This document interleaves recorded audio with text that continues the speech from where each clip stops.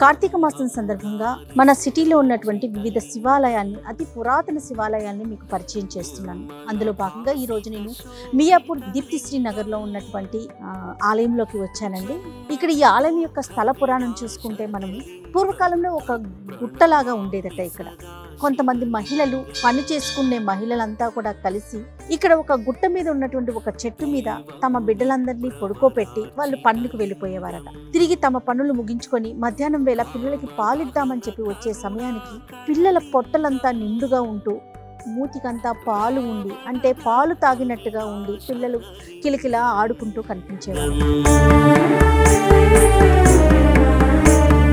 ఇక్కడ మనం ప్రత్యేకించి చెప్పవలసింది, తెలంగాణ రాష్ట్రంలోనే అతి పెద్ద స్ఫటికలింగం ఇక్కడ ఉంది.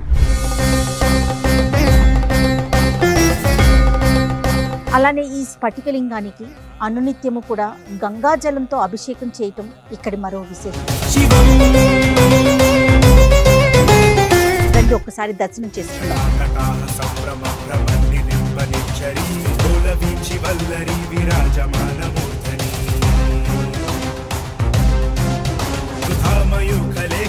విరాజమాన శేఖరం మహాకపాలి సంపదే శిరోజటాల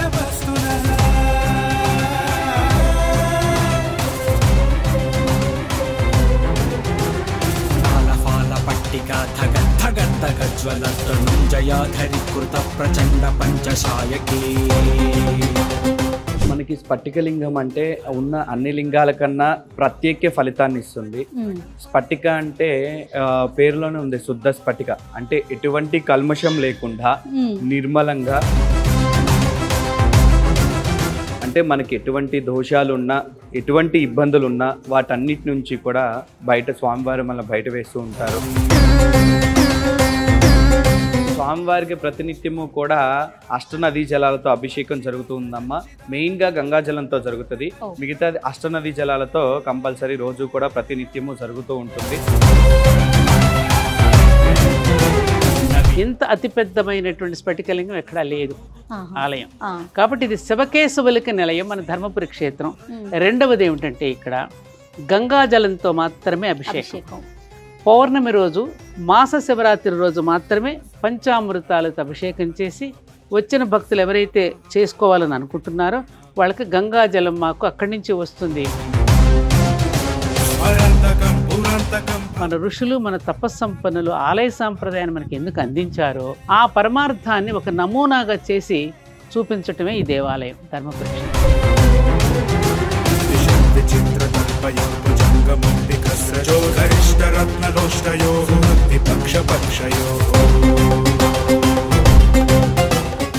ఓం నమః శివాయ. కార్తీక మాసం సందర్భంగా మన సిటీలో ఉన్నటువంటి వివిధ శివాలయాన్ని, అతి పురాతన శివాలయాల్ని మీకు పరిచయం చేస్తున్నాను. అందులో భాగంగా ఈ రోజు నేను మియాపూర్ దీప్తిశ్రీ నగర్లో ఉన్నటువంటి ఆలయంలోకి వచ్చానండి. ఇక్కడ ఈ ఆలయం యొక్క స్థల పురాణం చూసుకుంటే మనము పూర్వకాలంలో ఒక గుట్టలాగా ఉండేదట. ఇక్కడ కొంతమంది మహిళలు పని చేసుకునే మహిళలంతా కూడా కలిసి ఇక్కడ ఒక గుట్ట మీద ఉన్నటువంటి ఒక చెట్టు మీద తమ బిడ్డలందరినీ పడుకోబెట్టి వాళ్ళు పనులకు వెళ్ళిపోయేవారట. తిరిగి తమ పనులు ముగించుకొని మధ్యాహ్నం వేళ పిల్లలకి పాలిద్దామని చెప్పి వచ్చే సమయానికి పిల్లల పొట్టలంతా నిండుగా ఉంటూ మూతికంతా పాలు ఉండి, అంటే పాలు తాగినట్టుగా ఉండి పిల్లలు కిలకిలా ఆడుకుంటూ కనిపించేవారట. ఈ తల్లులందరికీ ఆశ్చర్యం కలిగేదట. ఇంతమంది పిల్లలకి కలిపి ఎవరో ఒక శక్తి వచ్చి పిల్లలకి పాలిస్తోంది అనే ఒక అవగాహనకి వచ్చిన తరువాత ఇలా కాదు, ఇక్కడ ఏదో ఒక శక్తి ఉందని చెప్పి తమంతట తాముగా ఒక చిన్న గుడారంలాగా ఏర్పాటు చేసుకొని చిన్న జ్యోతిని పెట్టుకొని ఆ జ్యోతిని కొలవటం ప్రారంభించారట. ఆ తర్వాత ఈ చుట్టూ దీప్తిశ్రీనగర్ అనే కాలనీ ఏర్పడిన తరువాత ఇక్కడున్న పెద్దలతో, అలానే భారతీయం సత్యవానమ్మ దంపతులతో మాట్లాడిన తర్వాత చిన్నగా ఒక దేవాలయాన్ని నిర్మించడం జరిగింది. అంటే ఇది స్వయాన వెలిసింది జ్యోతి ఆకారంలో ఎవరికి వాళ్ళుగా ప్రజలంతా కలిపి ఆ శక్తిని గుర్తించి నిర్మించినట్లుగా తెలుస్తోంది. కాలానుగుణంగా తరువాత కాలంలో ఒక్కొక్క దేవతామూర్తిని నియమించి ఇంత పెద్ద ప్రాంగణాన్ని నిర్మాణం చేయటం జరిగింది. ఇక్కడ మనం ప్రత్యేకించి చెప్పవలసింది, తెలంగాణ రాష్ట్రంలోనే అతి పెద్ద స్ఫటికలింగం ఇక్కడ ఉంది. ఇంత పెద్ద స్ఫటికలింగాన్ని మనం ఎక్కడా చూడము. అలానే ఈ స్ఫటికలింగానికి అనునిత్యము కూడా గంగాజలంతో అభిషేకం చేయటం ఇక్కడి మరో విశేషం. అంతేకాకుండా మాస శివరాత్రికి, ఏకాదశికి, పౌర్ణమికి ప్రత్యేకమైన అభిషేకాలు, అర్చనలు జరుగుతూ ఉంటాయి. విశేషంగా చెప్పుకునే ఈ ఆలయం ఒక్కసారి మనం కూడా చూసి తరిద్దాం రండి.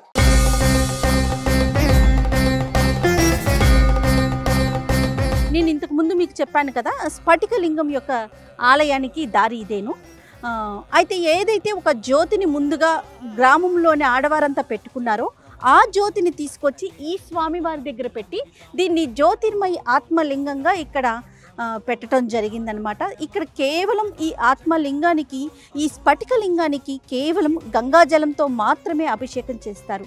దీన్ని కూడా మనం ప్రత్యేకమైన విశేషంగా చెప్పుకోవాలి. రండి ఒక్కసారి దర్శనం చేసుకుందాం.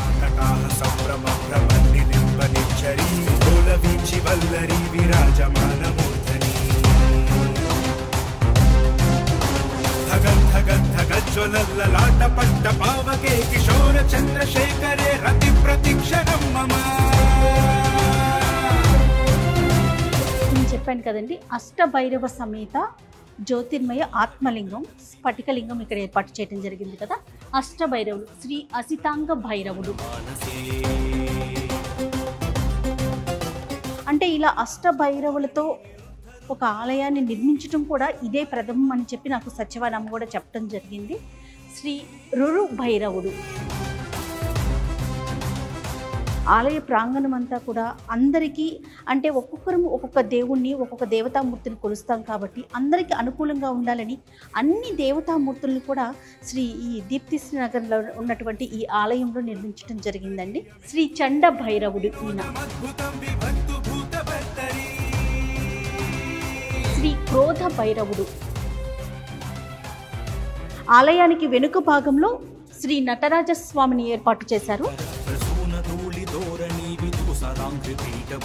శ్రీ ఉన్మత్త భైరవుడు.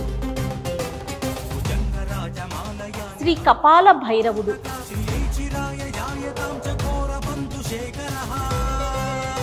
శ్రీ భీషణ భైరవుడు. కాల భైరవుడు. ఒక్కసారి మూల విరాట్ అయినటువంటి స్వామివారిని మనం దర్శనం చేసుకుంటాం.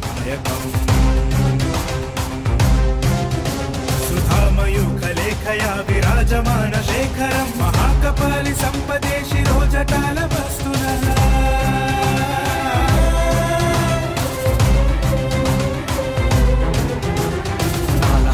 పట్టికా ధగద్ధగద్ధగజ్వలతనుంజయాధరికృత ప్రచండ పంచశాయకే. నమస్తే గురుగారు. నమస్తే అమ్మ.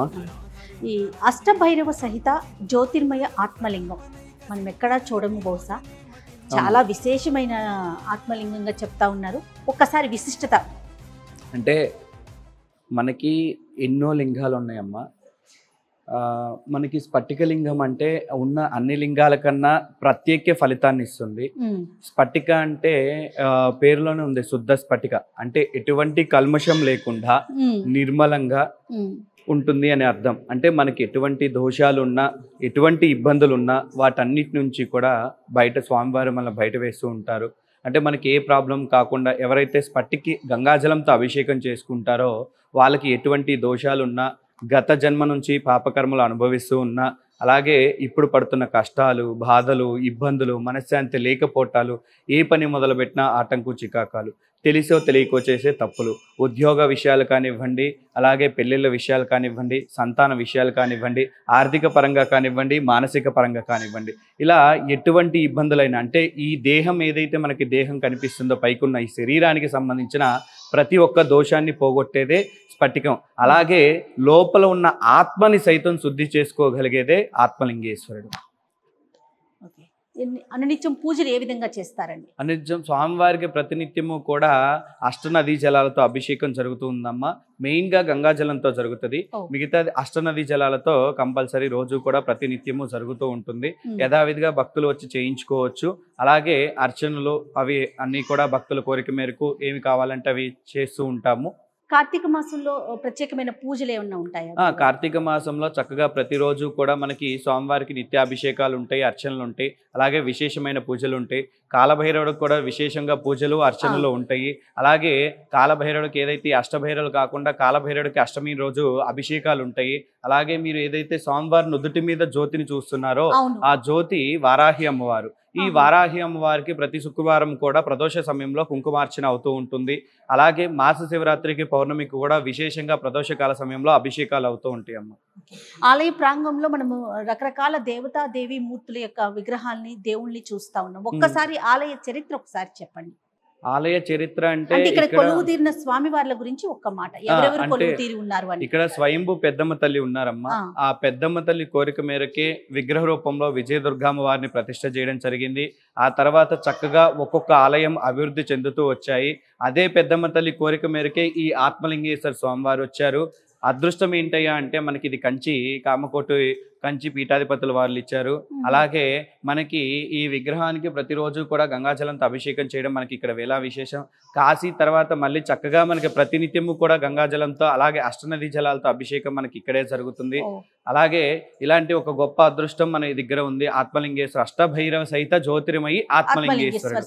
అలాగే మన పక్కన అక్కడ చూసుకుంటే పద్మావతి అమ్మవారు, అలాగే ఇంకా కొంచెం ముందుకు వెళ్ళినట్లయితే కళ్యాణ వెంకటేశ్వర స్వామి, అలాగే కొంచెం ముందుగా కిందగా మెట్లు దిగినట్లయితే సరస్వతి అమ్మవారు, జ్ఞాన సరస్వతి ఆలయం ఉంటుంది. కృష్ణుడు ఉంటాడు, కామకోటి మహాగణపతి ఉంటారు, వేదవ్యాసుడు ఉంటారు, వేదవ్యాస మహర్షి గారు, అలాగే ఆదిశంకరాచార్యుల వారు కూడా ఉంటారు.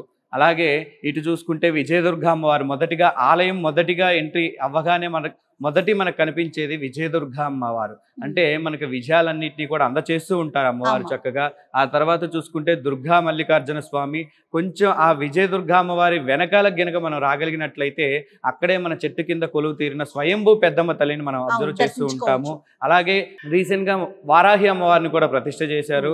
అలాగే మరి అక్కడ చూసుకుంటే జ్ఞాన సరస్వతి అమ్మవారు ఉంటారు, ఆది శంకరాచార్యుల వారు కూడా ఉంటారు. జ్ఞాన సరస్వతి అంటే ఎక్కడ చూసినా సరస్వతి అమ్మవారు ఉంటారు, కానీ ఇక్కడ మనకి జ్ఞాన సరస్వతి అమ్మవారు. అంటే ఎప్పుడూ కూడా విద్య ఒక్కటి ఉంటే సరిపోదు తల్లి, చక్కగా మనందరికీ కూడా టాలెంట్ అంటే జ్ఞానం కూడా కావాలి. కాబట్టి జ్ఞాన సరస్వతి అమ్మవారు ఉన్నారు. మరి ఆ ముందుగా వెళ్తే హనుమంతుల స్వామి వారు ఉన్నారు. అలాగే పంచముఖ గాయత్రీ దేవి ఉన్నది, జటల బాబా ఉన్నారు, అలాగే సాయిబాబా ఉన్నారు, నాంపల్లి బాబా కూడా ఉన్నారమ్మ. ఇక్కడ కింద ధ్యాన మందిరం ఉంటుంది. చక్కగా ఎవరన్నా ధ్యానం చేసుకునే వాళ్ళు ఉంటే చక్కగా వచ్చి ధ్యానం చేయొచ్చు.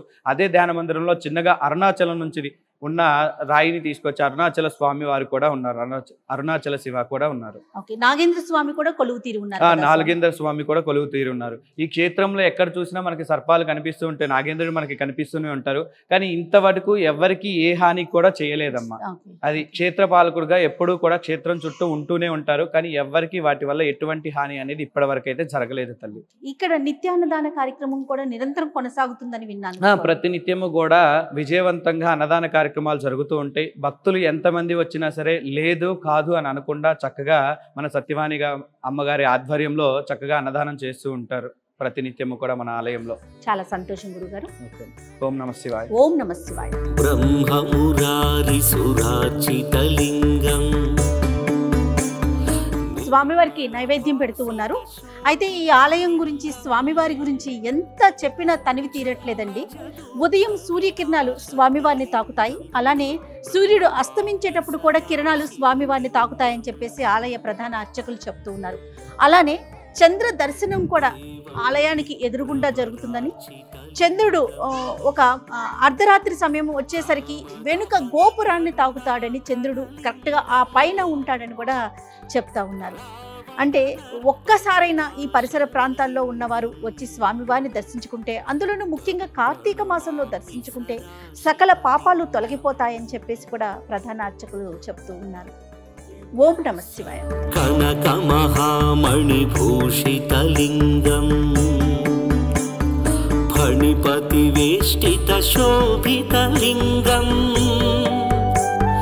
అలానే ఈ ఆలయ ప్రాంగణంలో కొంచెం పైగా వెంకటేశ్వర స్వామి, ఆయన్ని కళ్యాణ వెంకటేశ్వర స్వామిగా పిలుస్తారు. ఇక్కడ కనుక కళ్యాణం జరుపుకుంటే దంపతులంతా కూడా జీవితాంతం కలిసిమెలిసి ఉంటారని ప్రతీతి. దాంతోపాటుగా కింద పద్మావతి అమ్మవారు, ఇంకాస్త కింద గోవింద స్వామి వారు కూడా ఈ ఆలయ ప్రాంగణంలో కొలువు తీరి ఉన్నారు. ఇక్కడ నిత్యాన్నదాన కార్యక్రమాలు, కళ్యాణాలు, అలానే పిల్లలకి అక్షరాభ్యాస కార్యక్రమాలు నిరంతరం జరుగుతూ ఉంటాయి. మనందరికీ సుపరిచితురాలైనటువంటి భారతీయం సచివాని అమ్మ ఈ ఆలయ నిర్వహణ బాధ్యత మొత్తం తీసుకొని భక్తులందరికీ ఎటువంటి ఇబ్బందులు లేకుండా సకల సౌకర్యాలతో ప్రతి స్వామిని దర్శించుకోవాలి, ప్రతి దేవుని యొక్క కృపకి పాత్రులు కావాలని ఆశిస్తూ ఆవిడే పూర్తిగా బాధ్యతలు తీసుకొని ఈ ఆలయ నిర్వహణ చేస్తూ ఉన్నారు. ఖచ్చితంగా ఇంత సువిశాల ప్రాంగణంలో ఉన్నటువంటి స్వామి వాళ్ళని అమ్మవార్లని దర్శించుకొని వారి యొక్క కృపకి పాత్రులు కావాలని మనస్ఫూర్తిగా కోరుకుందాం. నమస్తే. తత్ప్రణమామి సదా శివలింగం అష్టదళోపరివేష్టితలింగం సర్వసముద్భవకారణలింగం అష్టదరిద్రవినాశనలింగం తత్ప్రణమామి సదా శివలింగం సురగురు సురవర కుంకుమ చందన లేపితలింగం పంకజహార సుశోభితలింగం. అమ్మ నమస్తే. నమస్తే. ఆలయ ప్రాంగణం అంతా చూసాము, చూసారా? ప్రతిదీ చూసాం. ముఖ్యంగా స్ఫటికలింగం జన్మ ధన్యమైపోయిందమ్మా.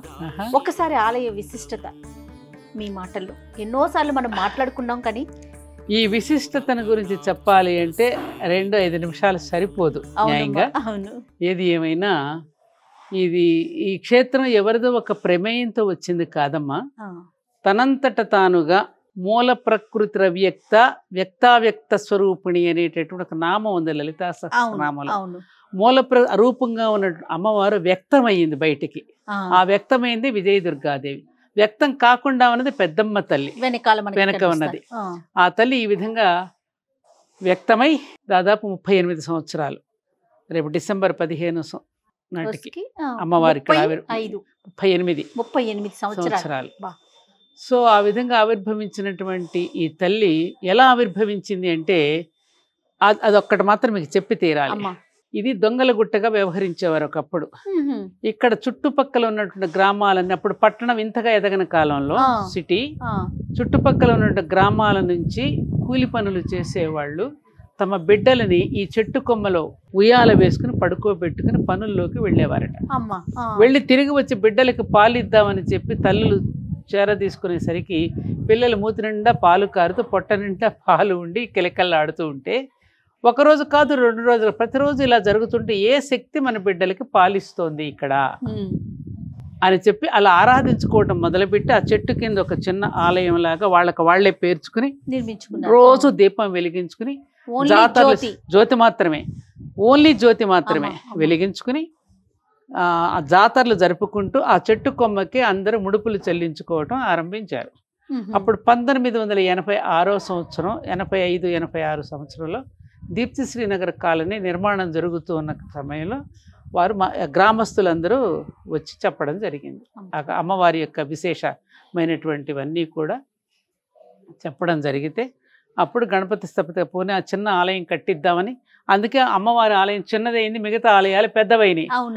తల్లి ఇప్పుడు కూడా జయ ప్రేమగా తన ఎంతలోనైనా కుంచుకుపోతుంది, ఎక్కడైనా పడుకోగలుగుతుంది. అలాగే ఆ అమ్మ కూడా చిన్న దానిలో సరిపెట్టుకుని ఇంతమందికి కూడా చోటిచ్చి అందరినీ రప్పించిందమ్మ. ఆ విధమైన అమ్మ అలా కొలువు తీరింది. తర్వాత 2వ సంవత్సరంలో ఇక్కడ ఒక చిన్న డబ్బా ఉండేది, హుండీ. ఆ హుండీని ఒక దొంగ ఎత్తుకుపోయి గుట్టల్లో పడేశాడు. ఎత్తుకుపోయిన దొంగ తనే సరెండర్ అయ్యాడు వచ్చి, నేనే తీసుకువెళ్ళాను, 600 రూపాయలు నాకు దొరికాయి, నేను రాయి కొట్టుకుని మళ్ళీ దానిలో వేసేస్తానని తనంతట తాను సరెండర్ అయితే ఒక మనిషిని అధర్మం నుంచి ధర్మం వైపుకు మళ్లించింది కదా అని నేను శ్రీధర్మపురి అగుగాక అని నేను నామకరణం చేశాను ఆ రోజు దీన్ని. ధర్మపురి క్షేత్రం. అందుకని ఇక్కడ ఏమీ జరగదు, పోయినా దొరుకుతాయి. ఏమీ కూడా ఇక్కడ చీమకు కూడా హాని తలపెట్టదు ఎవరికి. ఏది కోరితే ఆ తల్లి అందరికీ ప్రసాదిస్తుంది. ఎందుకంటే మనం తెలియకుండా కొన్ని కోరకూడనవి కోరతాం, అవి ఇవ్వదు. ఇవ్వదగినవే ఇస్తుంది, కోరకూడనివి కోరితే మాత్రం ఇవ్వదు. అది మన క్షేమం కోరి తల్లి చేస్తుందిగా, అదనమాట అమ్మ. సరే, ఈ అమ్మ ఇక్కడ కొలువు తీరింది కదా. ఈ అమ్మ ఏం చేసింది, లక్ష్మిని పట్టుకొచ్చింది, వెంకటేశ్వర స్వామికి ఇచ్చి లక్ష్మిని పెట్టింది, బ్రహ్మ సరస్వతుల్ని పెట్టింది, అలాగే శివపార్వతుల్ని కూడా కొలువు తీర్చింది. ముగ్గురమ్మల కన్నా మూలపుటమ్మ పెద్దమ్మ. మరి ఈమె భర్త ఎవరు? పెద్దయ్య కావాలి కదా. ముగ్గురమ్మల మూలపుటమ్మకి ముగ్గురయ్యల మూలపుట అయ్య కావాలిగా. ఆయనే స్ఫటికలింగ జ్యోతిర్మయి ఆత్మలింగేశ్వరుడు. అందుకని అమ్మ ఆయన వెనక జ్యోతి వెలుగుతూ ఉంటుంది, చూసారా మీరు?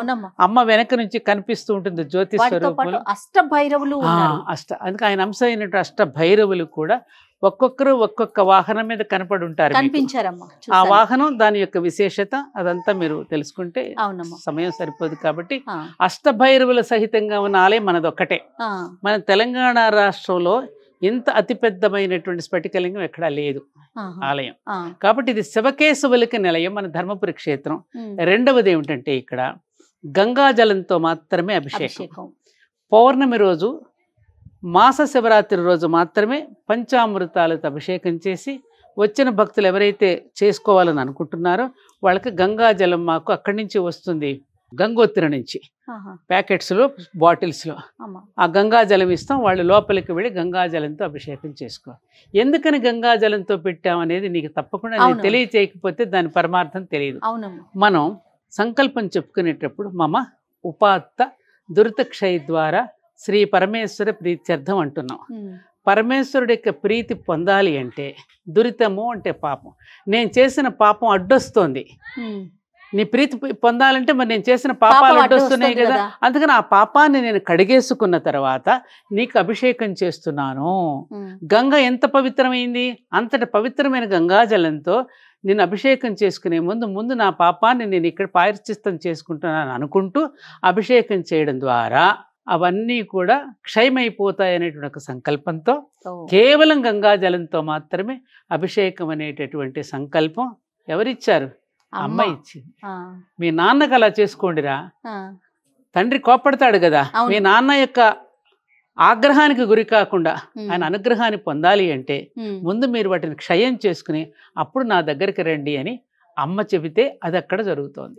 ఎంత అద్భుతమైన విషయం అమ్మ ఇదమ్మా ఇక్కడ జరిగేటటువంటి విషయం. ఇంకొకటి ఏంటంటే ఇక్కడ ఇంత దేవాలయాలు ఉండడానికి స్వయంవరంలో ఎవరికి ఇష్టం ఇచ్చినటువంటి వరుడును వాళ్ళు వరించినట్టుగా, వడ్డించిన విస్తరాకులు అన్ని పదార్థాలు వస్తే ఎవరికి నచ్చిన పదార్థాన్ని వాళ్ళు తిన్నట్టుగా, ఎవరికి నచ్చిన ఇష్టదైవాన్ని వాళ్ళు ఆరాధించుకునేటట్టుగా ఇంతమంది దేవతలు కూడా ఇక్కడ కొలువు తీరు ఉన్నారు. భక్తులందరూ స్వేచ్ఛ. ఇంకొకటి విశేషం క్షేత్రంలో ఎవరికి వారు నిష్కామంగా వచ్చి సేవ చేసుకుని వెళ్ళిపోతారు. ఎవరు చేస్తున్నారో కూడా మనకు తెలియదు. అమ్మ మేము ఇది చేయాలి, చేసుకోండి. ఆ విధమైన భక్తులకు ఒక స్వేచ్ఛ. ఎక్కడ కూడా ఎవరు ఏం చేస్తున్నారు అనేది ఎక్కడ కనిపించలేదు, ఎక్కడ కనిపించదు, ఎక్కడ పేర్లు ఉండవు. మీకు నిష్కామంగా పని చేసుకుంటూ వెళ్ళటం. అందుకని ధర్మపురి క్షేత్రం అన్నాం కదా. ఆ ధర్మాన్ని ఆచరించడం అంటే ఏమిటి?